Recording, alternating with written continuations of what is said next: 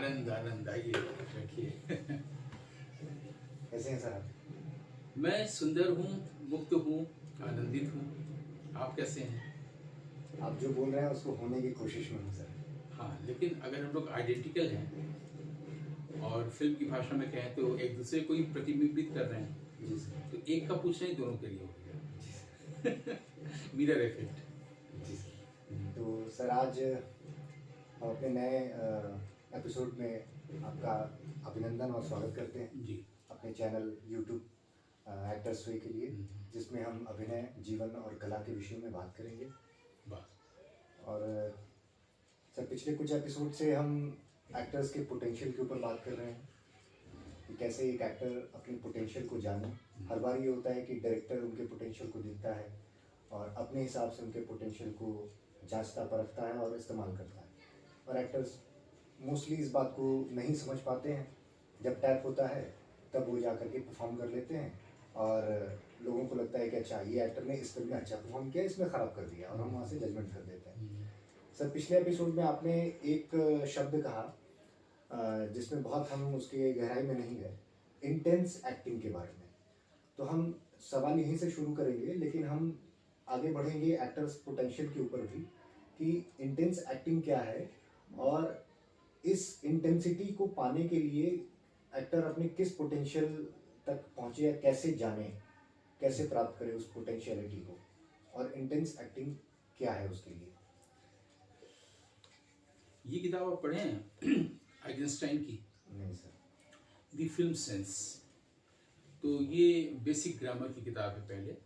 उसके बाद और जो फिल्म मेकर्स आए हैं वो इसको भी आगे बढ़ा के अपना भी ग्रामर दे चुके हैं। तो भारतीय फिल्मकारों को भी अपना कल्चर तो उन्होंने दिखाया, लेकिन अपनी फिल्म भाषा भी डेवलप करनी चाहिए, ऐसा मुझे लगता है।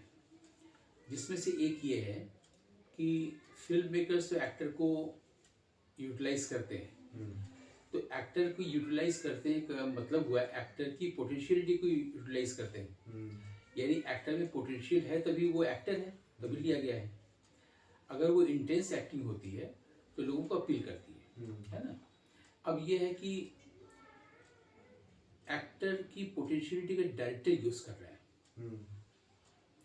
क्या ऐसा हो सकता है कि डायरेक्टर की पोटेंशियलिटी के अनुसार अपना परफॉर्मेंस एक्टर दे? हो सकता है कि आपको लगे कि डायरेक्टर कहेगा कि नहीं नहीं, मुझे ये वाला नहीं पसंद है, ये वाला पसंद है, ऐसा हो सकता है। लेकिन ऐसा हो सकता है कि डायरेक्टर ने जो चीज़ सोचा है और जो कैरेक्टर बनाया है, उस कैरेक्टर को आप जब कर रहे हैं तो आप बहुत डूब के करना चाहेंगे, अपना बेस्ट देना चाहेंगे, अपनी पूरी एनर्जी देना चाहेंगे, है ना। तो ये सब कुछ करने का जो भी आपके भीतर डायफ्राम बनता है या बन रहा है या बनता है, वो कहाँ से बनता है? ज़ाहिर माइंड से बनता है। तो माइंड अगर बहुत ही एनर्जेटिक होगा, बहुत ही पोटेंशियल होगा उसमें माइंड में, और बहुत ही डेंस होगा, तो आपके ऊपर भी उसका बहुत असर होगा। लेकिन हम लोग अगर ऐसे सोचें कि माइंड का यूज़ नहीं करते हुए अगर हम आर्ट की दुनिया में जाएं, वो कैसा होगा? इस पर हम लोगों ने कुछ इशारे, कुछ संकेतों में बातचीत की थी कि मान लीजिए कि मैं एक कैरेक्टर हूँ और आप इस कैरेक्टर को करना चाहते हैं, और इस कैरेक्टर को करने के लिए आप पूरी शिद्दत से इसके पूरे बिहेवियर को, इसके पूरे कल्चर को, इसके पूरे माइक्रो क्लाइमेट को, यानी कि मेरे भीतर कैसी पर्सनैलिटी है, आप पूरा समझते हैं, उसको लाने की कोशिश करते हैं। लेकिन हमने इशारा ये किया था कि क्या ऐसा आप फील कर सकते हैं कि मैं ही आपके द्वारा बिहेव कर रहा हूँ, तो आप कुछ नहीं कर रहे हैं, you are not the doer. मैं एक्टर हूँ, जिसको आप कैरेक्टर समझ रहे हैं, वो आपका इस्तेमाल कर रहा है, वो उसका मूवमेंट आपके भीतर चल रहा है। मतलब इसको और सरल कर लें कि मैं जो भी करता हूँ, अभी सामान्य जीवन में, वो मैं नहीं कर रहा हूँ। ये भी नहीं कि कोई ईश्वर कर रहा है या कोई और कर रहा है। एक कॉन्शियसनेस है, वो कॉन्शियसनेस मेरे द्वारा मेरे जीवन को या अपने जीवन को इस फॉर्म में जी रहा है।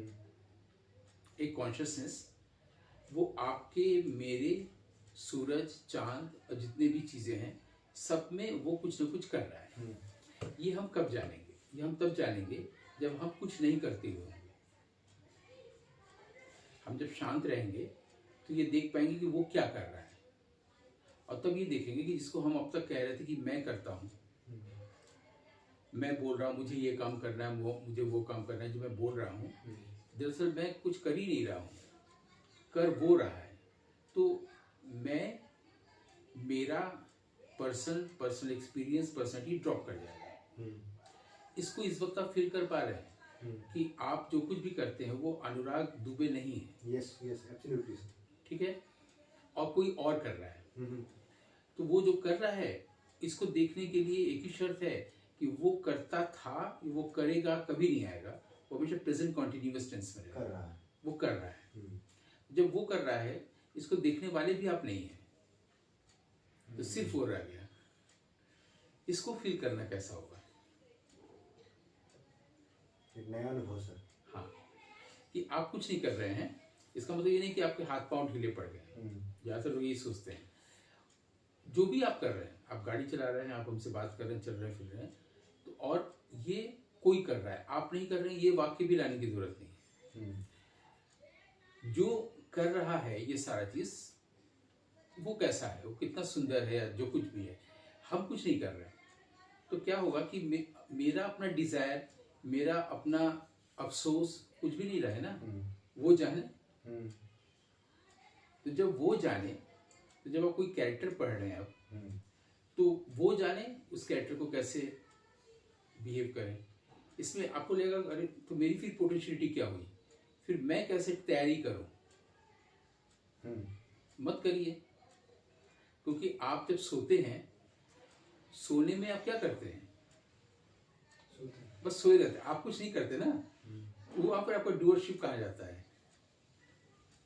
तो ये देखने की एक दृष्टि अभी सिर्फ उस पर आने की कोशिश कर रहे हैं, दृष्टि की, कि जैसे आप जब ड्रीम में है, स्लीप में है, आप कुछ नहीं करते हैं, उसी तरह से जब आप किसी कैरेक्टर को, आप कैरेक्टर को एनालिसिस भी मत करिए, कुछ मत करिए, आप पढ़ने जाइए और ये देखिए कि वो पढ़ रहा है।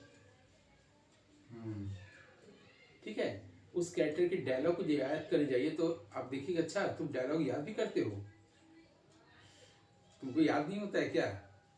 तुम इस इंटेलेक्ट का, इस बुद्धि का, इस मेमोरी का तुम यूज कर रहे हो, क्योंकि ये तो तुम्हारा ही है, सारी रक्त कोशिका है, ये तुमने फॉर्म लिया है। ठीक है, करो। अब एटीट्यूड ऐसा हो गया, तो जो आप एनर्जी हैं और जो वो एनर्जी, कॉस्मिक एनर्जी, अब वो टोटल एनर्जी आपकी अपनी एनर्जी के दायरे को बढ़ा दिया ना। yes. वो तो विश्व ब्रह्मांड की एनर्जी है, वो तो पूरे गवर्न कर रहा है सूरज और चांद को।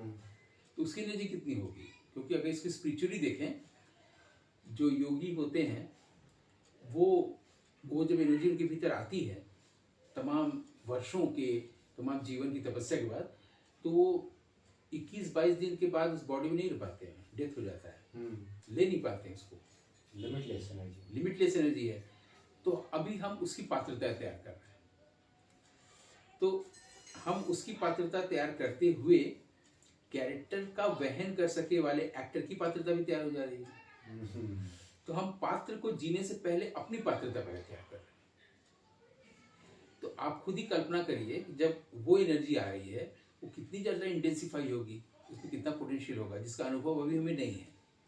इंट्यूटिवली हम लोग इस पर बात कर सकते हैं, इसको माइंड कभी एक्सप्लेन नहीं कर सकता, क्योंकि माइंड के साथ सीमा क्या है, इसको बिल्कुल स्पष्ट कर लीजिए। क्योंकि मैंने बार बार, ये मेरा नया डायलॉग है कि जितनी क्लैरिटी रहती है उतना सुकून रहता है, और ये बार बार बोलने की जरूरत भी है। हाँ, ताकि दिमाग को ये याद रहे, क्लियर रहो।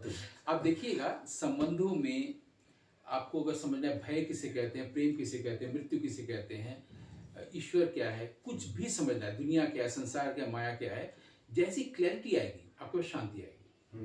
और अगर आपके पास क्लैरिटी नहीं है तो शांति नहीं है। और अगर आपके पास शांति नहीं है और आपका बायोलॉजिकल ऑर्गेनिज्म अगर रुक जाता है, फंक्शन बंद हो जाता है, इसको लोग डेथ कहेंगे और फिर कहेंगे रेस्ट इन पीस।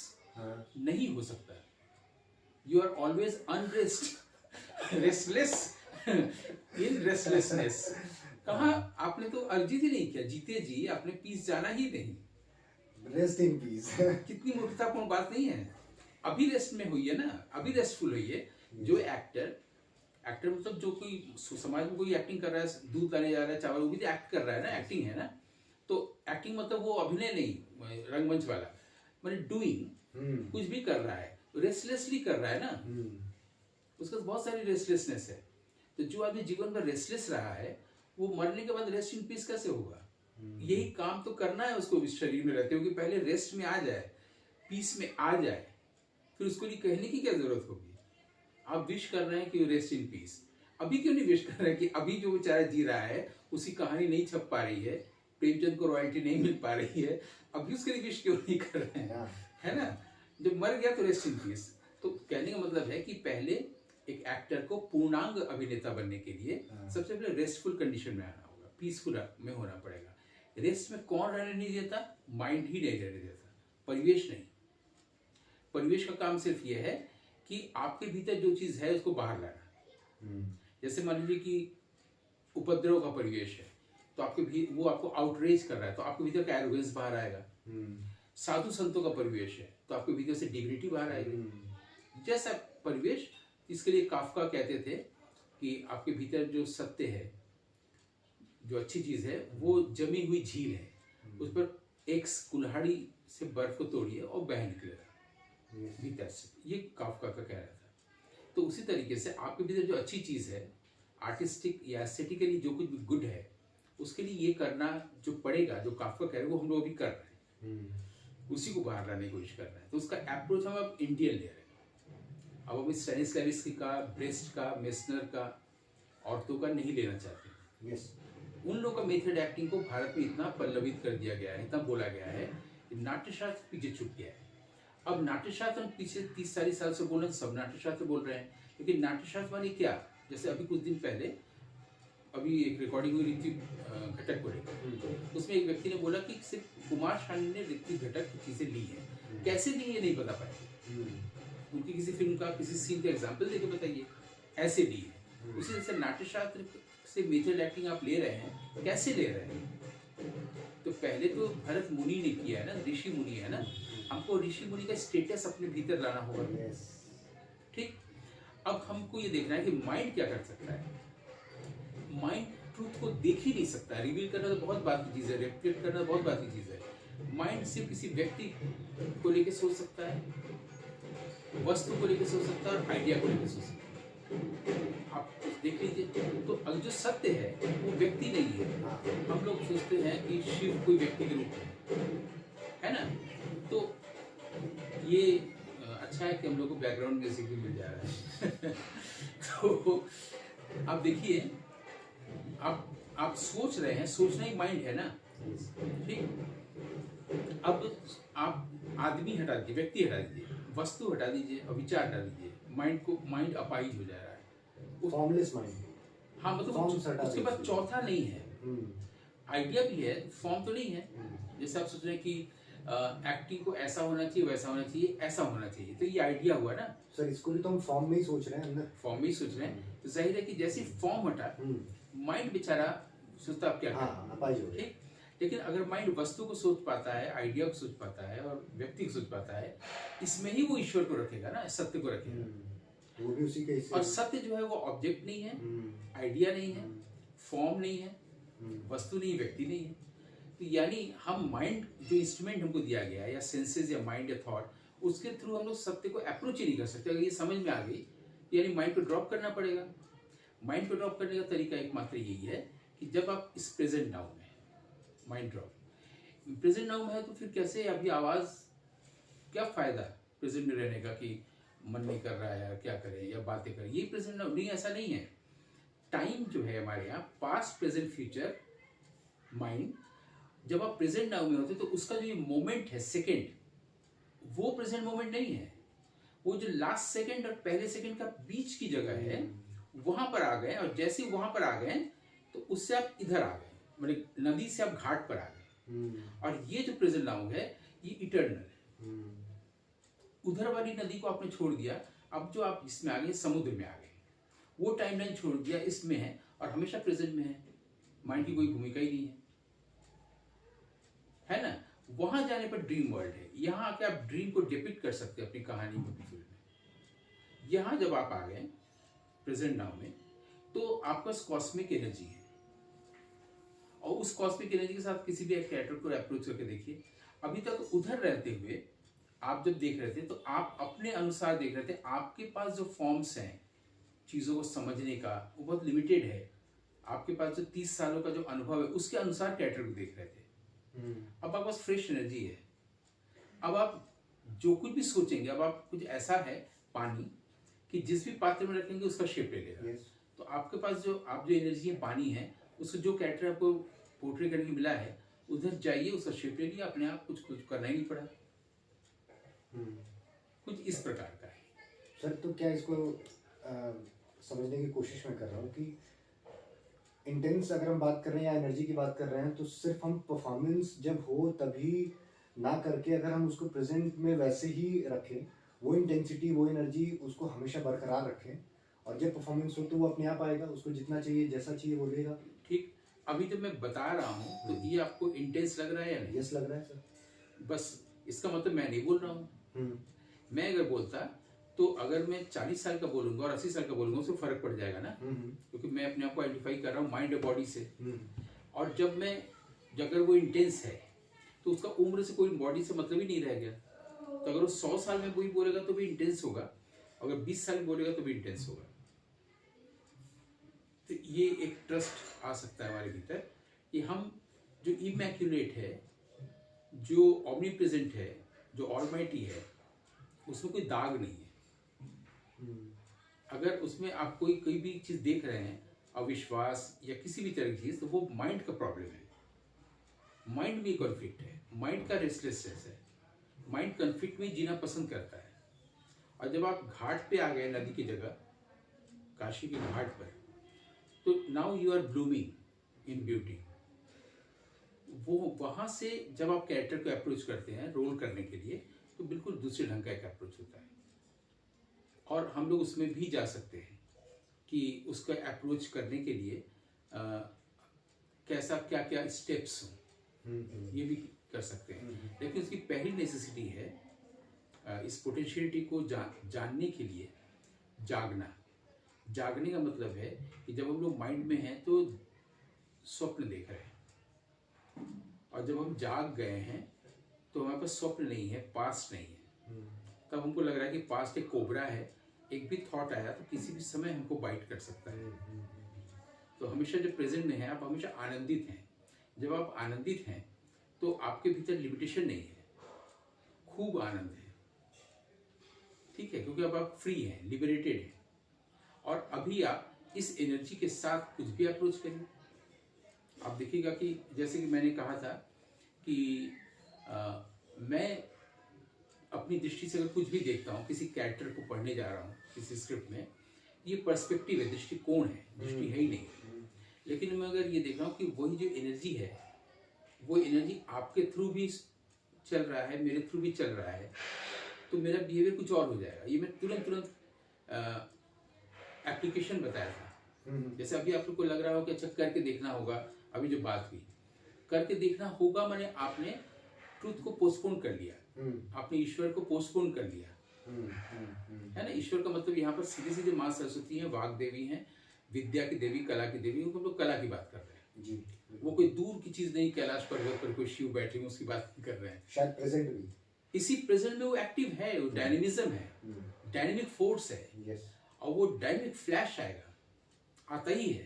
तो जब आप प्रेजेंट नाउ में है ना, तो जब आप अपनी ओर से किसी रोल को पढ़ने जाए, सखाराम बाइंडर का कैरेक्टर आपको करना है, तो आप उसको पढ़ने बैठे हैं और मैं इसको डिफरेंटली करना चाहता हूँ, डायरेक्टर कहेगा हाँ कितना अच्छा लग रहा है, इसको मैं कह रहा हूँ दृष्टिकोण, इसका कोई मतलब नहीं। दृष्टि क्या हुआ कि जो एनर्जी की बात हम लोग कर रहे हैं, अब माइंड ड्रॉप कर रहे हैं, हम लोग प्रेजेंट नाउ में, तो वो ये जो प्रेजेंट नाउ की जो एनर्जी है वो इसमें भी क्रियाशील है, आप में भी है, मुझ में भी, सब में है। ये भाव जो भीतर आ रहा है तो हम सकाराम बाइंडर के मूवमेंट को भी देख रहे हैं, उसकी पहली पत्नी के भी मूवमेंट को देख रहे हैं, उसमें भी वही क्रियाशील है। दूसरी जो पत्नी उसको मान लेती है वो तो खरीद के लाता है उसको, वाइफ को, लेकिन वाइफ है ही नहीं, उसको भी निकाल देगा, तीसरी पत्नी लाएगा। तो अब हम सबकी चीजों को फील कर सकते हैं कि उसका दुख क्या है। वो तो सोचे कि मैं अपने पति के घर आई हूँ, खाना बना रही हूँ, उसको पता ही नहीं है उसको घर से बाहर निकाल दिया जाएगा, फिर दूसरी पत्नी खरीद के लाएगा। सकाराम बाइंडर जो नाटक है फेमस। तो मैं सबको देख रहा हूँ ना,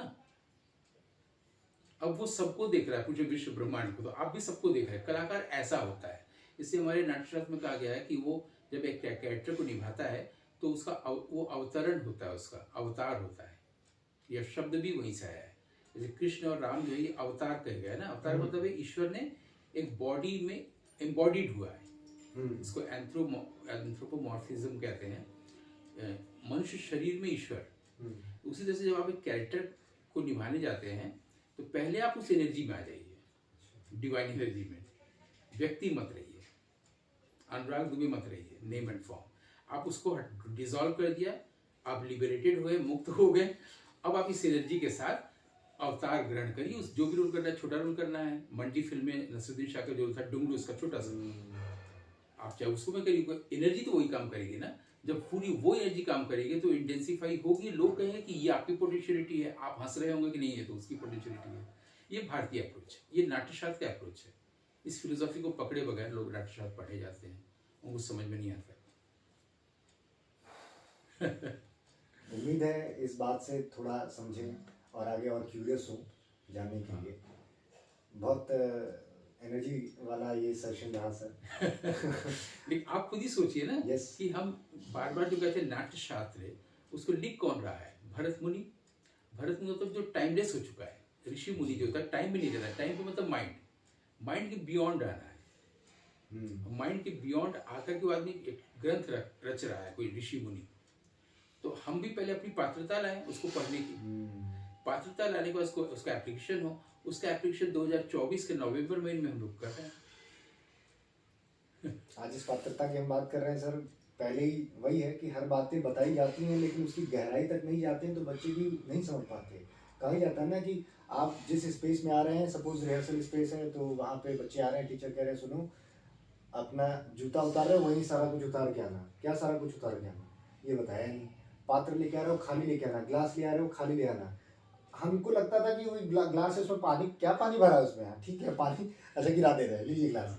कौन सा पानी गिरा है, क्या गिरा है, कौन सी पात्रता खाली करे, इस विषय पर कभी किसी ने चर्चा ही नहीं की। कॉम्प्रिहेंसिव बनाने की जरूरत है, हर बात को गहराई में जाके समझाने की जरूरत है, ताकि दिमाग चेतना खुले कि किस स्तर की बात चल रही है, हमें करना क्या है। उसमें एक छोटा सा चीज ये हो सकता है कि टीचर जो है, गुरु जो है, वो टीच ना करे, प्रीच ना करे। दरअसल सुनी सुनाई बातें करते हैं सर, तो उनको भी नहीं पता, वो अपनी पात्रता खुद भरे होते हैं, है ना। तो अगर सही गुरु वो है जो न तो टीच करे न तो प्रीच करे, वो खुद आपके अंतःकरण में प्रवेश कर जाए सूक्ष्म शरीर से, और वहां जाके काम करके चला आए। क्या अद्भुत वर्णन, वाह। तो हिलअप हो जाएगा और आप बिल्कुल फ्रेश एक चैतन्य, आप चैतन्य हो जाएंगे। और इसको मैं कहता हूँ, इसको कहते हैं लव, यही प्रेम है, ठीक है। और ये प्रेम आपको भी पता नहीं चला और ये काम कर गया। जैसे किसी छोटे बच्चे को सर इंजेक्शन लगाना हुआ, अरे मेरा बच्चा करके कब लगा दिया, वो हंस रहा है और काम भी हो गया। वो प्यार से सहलाते फुसलाते। तो मुझे लगता है कि इस प्रेम की जरूरत होती है, तब वो गुरु और शिष्य की बात है। अदरवाइज नहीं, अगर वहाँ पे ये प्रेम नहीं है कि मैं खुद आप में प्रवेश कर जाऊँ तो सारा काम करके चला हूँ, सारा फंक्शनिंग ठीक ठाक करके। सब्लिमिनल लव, इसको मैं शब्द देता हूँ।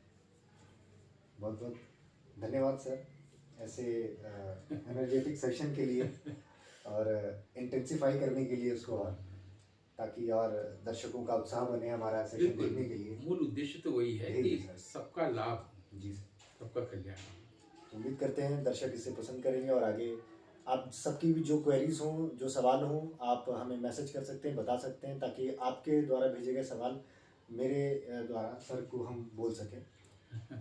बहुत बहुत धन्यवाद सर आपका। हम मिलते हैं सर एक नए एपिसोड में फिर से। Care, all the best. Yes.